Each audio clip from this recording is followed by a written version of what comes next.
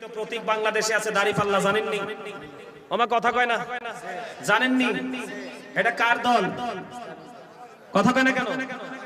এটা জামাতের দল। ইসলাম বলবেন না, ইসলাম বলবেন না, জাস্ট শুধু জামাত বলবেন, কারণ তাদের মধ্যে ইসলামের ন্যূনতম গান নাই। কথা বলেন না কেন? তাদের মধ্যে ন্যূনতম ইসলামের গান নাই। মদ, জুয়া, জিনা, ব্যভিচারের চাইতো ভয়ঙ্কর অবস্থা হলো এখন বর্তমানে। আজকে দেখি ফেনী সোনাগাজীতে মহিলারা তালিম করাচ্ছে, খেয়াল করেন। এখন আমার তাৎক্ষণিক মনে হয়েছে মহিলারা তালিম করাচ্ছে। এই আপনাদের এই দৌলতপুরে যেন এই দল যেন আসতে না পারে, খেয়াল করবেন। কেন জানেন? একটা নারী যখন তার সীমানা ছেড়ে অন্য সীমানায় যাবে, তিনটা পুরুষের যেই কোনো একটা পুরুষ তার সাথে থাকতে হবে। হয় তার স্বামী, না হয় তার বাবা, না হয় তার উপযুক্ত সন্তান। কথা বুঝতে পারছেন? এইভাবে একা একা নারীরা এক জায়গা থেকে আরেক জায়গায়, এই বাড়ি থেকে আরেক বাড়ি যাওয়ার কোন বিধান ইসলামে নাই। যা হোক, তারা যাইয়া ইসলামের দাওয়াত দিতেছে। এখন যাইয়া ওখানে মহিলাদেরকে দিনের দাওয়াত দিচ্ছে। দিনের দাওয়ার পরে আপনার ওনারা বলতেছে, মহিলারা বলতেছে, আপনারা জান্নাতে যেতে চান না জাহান্নামে যেতে চান? আপনারা ভিডিওটা দেখবেন, আমি আজকে দেখছি। আজকে আপনারা জান্নাতে যেতে চান না জাহান্নামে যেতে চান? তখন ওই মহিলারা বলছে আমরা জান্নাত চাই। তখন ওই মহিলাদেরকে কোরআন শরীফ সামনে দিয়ে শপথ করাচ্ছে যে আপনারা যদি জান্নাতে যেতে চান তাহলে আপনারা দাড়িপাল্লায়, জান্নাতে যেতে চান তাহলে আপনারা দাড়িপাল্লায় ভোট দিবেন। আরে আওয়াজ তুলে কান্না মিয়া, নাউজুবিল্লাহ। আপনি রাজনীতি করবেন, করেন, জামাত করেন, বিএনপি করেন, আওয়ামী লীগ করেন, জাতীয় পার্টি করেন, যার যে দল ভাল লাগে আপনি করেন, কিন্তু মানুষের ঈমান, আপনাদের ইসলাম নিয়ে খেলার অধিকার তো আপনাকে কেউ দেয় নাই। কথা বলেন না? আমার কথায় আপনার কি রাগ হয়েছে? এই কথা কি তাদের কাছে কি জান্নাতের টিকিট আল্লাহ দিয়ে দিছে? কথা বলেন, দিয়ে দিছে?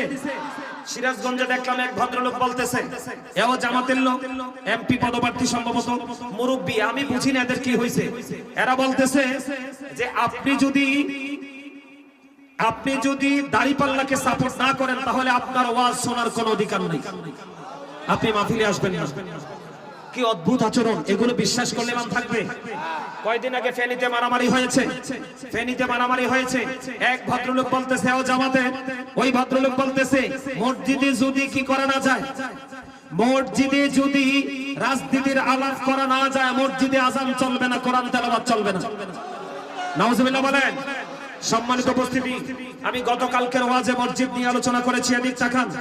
আল্লাহ রাসূল বলেছেন এক ব্যক্তি লাল ওট হারিয়ে ফেলেছে। কি? এক ব্যক্তি লাল ওট হারিয়ে ফেলেছে। নবীজি নামাজরত অবস্থায় এক ব্যক্তি মসজিদে এসে ডেকে ডেকে বলছে, তোমরা কেউ কি আমার লাল ওটটা দেখেছো? তখন রাসূল নামাজ শেষ করে বলে দিলেন, তোমরা সবাই তার জন্য দোয়া করো, সে যেন তার লাল ওটটা খুঁজে না পায়। তার কারণ কি? কারণ তার লাল ওটের তালাশ করার জন্য মসজিদ বানানো হয় নাই, মসজিদ বানানো হয়েছে আল্লাহর জিকির করার জন্য। ঠিক কিনা বলেন? আর যারা বলেন। সম্মানিত উপস্থিতি, ইয়া রাসূলুল্লাহ, আমার এখানে আপনারা জামাতের ভাইরা থাকতে পারেন, আমি আপনাদেরকে হাত জোর করে বিনীতভাবে বলছি, আপনি রাজনীতি করবেন, আপনি রাজনীতির ধারায় থেকে রাজনীতি করেন। ঠিক কিনা বলেন? কিন্তু ইসলাম নিয়ে, মুসলমানের ঈমান নিয়ে কি করতে পারবেন না। আমাকে প্রশ্ন করা হয়েছে, হুজুর আপনার হা না ভোট নিয়ে আপনার কি মন্তব্য? আমাকে বলা হয়েছে বাংলাদেশে গণভোট হবে, হা না হবে। হানা ভোট নিয়ে আপনার কি মন্তব্য? আমি হানা ভোটের পক্ষে নই। কেন হানা ভোটের পক্ষে নই আমি আপনাকে বলি। আপনি যদি হায়ের পক্ষে দেন তাহলে তারা সংস্কার করবে। কথা বলেন। আর যদি আপনি নায়ের পক্ষে দেন তাহলে তারা কি করবে? সনদ বাতিল হয়ে যাবে। কেন আমি হানা ভোটের পক্ষে নই আমি বলি, এটা আপনাদের জেনে রাখা দরকার।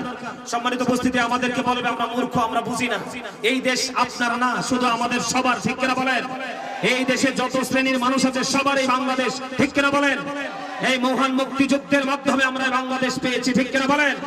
এই দেশ আমার, আপনার সবার। দেশকে নিয়ে ভাবার দরকার সবার আছে। তার কারণ হলো I love my country and country's people. আমি আমার দেশ এবং দেশের মানুষকে ভালোবাসি, এটা আমার প্রেম। ঠিক কিনা বলেন? সম্মানিত উপস্থিতি, আমার দিকে তাকান। এই শেখ হাসিনা নামার পরে বাংলাদেশে অসংখ্য মাজার ভাঙা হয়েছে। যারা আজকে হানা ভোট নিয়ে মাঠের মধ্যে তোড়জোড় চালাচ্ছে, তারা একটা মানুষও কিন্তু মাজারের পক্ষে কথা বলে না। অথচ এই বাংলাদেশের জন্ম দিয়েছে, ইসলাম এনেছে, তাওহীদ এনেছে কারা? আল্লাহর ওলিরা। ঠিক কিনা বলেন? আরো জোরে বলেন। সংবিধানে বিসমিল্লাহ সালের যে সংস্কার, এই সংবিধানের মধ্যে বিসমিল্লাহ থাকবে কিনা? আমরা আল্লাহর হুকুমে বিশ্বাস করি, আল্লাহর আইনে আমরা বিশ্বাসী, এই সংবিধানের মধ্যে এটা থাকবে কিনা এটা আমাদেরকে আগে জানতে হবে, তারপরে আমরা ডিসাইড করবো আমরা হ্যাঁ না ভোটে কোনটা দিব। কথা বলেন না কেন? আরো জোরে বলেন, আরো জোরে। সম্মানিত উপস্থিতি, এই যে কয়েকদিন আগে একটা ছেলেকে হত্যা করা হয়েছে, হাদিকে মারা হয়েছে না? কথা বলেন না কেন? হাদিকে মারা হয়েছে, হাদির বিচার হয়েছে।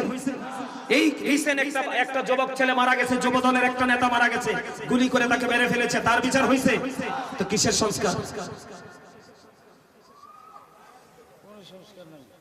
আমার কথা আপনারা বুঝতে পারছেন? কি সংস্কার করবেন? আজকে কতদিন যাবত গ্যাস নাই, গত পরশুদিন আমার বাসায় গ্যাস নাই, সারা দিন আব্বা খোঁজে, বিকেল বেলা কোত্থেকে গ্যাস সিলিন্ডার আনছে।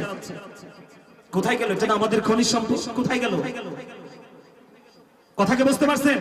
সম্মানিত উপস্থিতি, ঈমানটা ধরে রাখা অত্যন্ত মুশকিল, অত্যন্ত ভয়ঙ্কর। এই জন্য আপনাকে আমাকে সচেতন হতে হবে।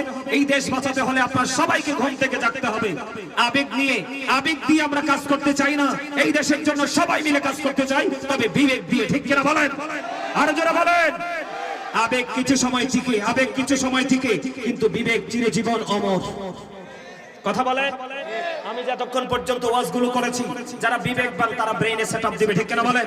সম্মানিত উপস্থিতি, তারা যে বক্তব্যগুলো দিচ্ছে, একটার পর একটা বক্তব্য দিচ্ছে, ঈমান শেষ। যারা বিশ্বাস করবে তাদের ঈমান থাকবে না। ঠিক কিনা বলেন? আমি কিন্তু, আপনি আমাকে বলতে পারেন হুজুর আপনি কি রাজনীতি করেন? না, আমার জীবনে কোনোদিন আমি মিছিল মিটিং এ যাই নাই, আমি রাজনীতি করি না। কিন্তু যখন দেখলাম যে তারা মুসলমানের ঈমান নিয়ে ছিনিমিনি শুরু করেছে, তখন তো আর কথা না বলে উপায় কথা বলেন, উপায় আছে। এই জামাতের একজন নেতা এমপি প্রার্থী, তার নাম ফয়জুল হক না কি জানি, সঠিক বলতে পারবো না। সে একটা উঠান বৈঠকে গেছে মানুষকে দিনের দাওয়াত দিতে। কি দিতে? যাইয়া বলতেছে সে সারা জীবন পাপ করছে, কিন্তু এখন যদি সে বিড়ি টানতে টানতে, স্মোকিং করতে করতে কেউ কি যাইয়া বলে যে তুমি দাঁড়িপাল্লায় ভোট দাও, এই কথাটা বললেই নাকি তার সব গুনাহ মাফ। কথা বলেন, এগুলো কি মুসলমানের কথা? এই মদ, জুয়া, জিনা, ব্যভিচার, গান, বাদ্যযন্ত্র, এইগুলোর পাশাপাশি আমাদেরকে এই জায়গাগুলোতেও সচেতন থাকতে হবে। ঠিক কিনা বলেন? সম্মানিত উপস্থিতি, আমার সময় শেষ, আমি নেমে যাব।